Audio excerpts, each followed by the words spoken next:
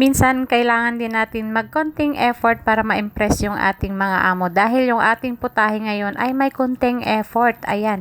So, kailangan lang nating i-debone yung ating chicken wings. Sa una, may kahirapan pero kapag nasanay ka na kahit nakapikit ka pa, char. O, saka natin babalik ta rin at hugasan. Saka natin ipat-dry at budburan ng salt and pepper. At saka gumawa ako dito ng kanyang palaman. Pwede nyong palitan yung ating gulay ng asparagus, young corn, ganon. At saka gagawa tayo ng sauce niya. Yung apple juice po ang magdadala ng sauce natin. Hinaluan ko ng konting oyster sauce, soy sauce, cornstarch at saka sesame oil. Saka natin ito i-fry hanggang sa mag-golden brown. Ayan. Kapag nag-golden brown na po yan, ilagay na natin yung ating bawang para may konting aroma. At saka natin ilagay yung ating ginawang sauce. Ayan, simmer lang po natin at least 10 minutes sa mahinang apoy. So, okay na po yan. Thank you sa inyong panonood. Sharing is caring.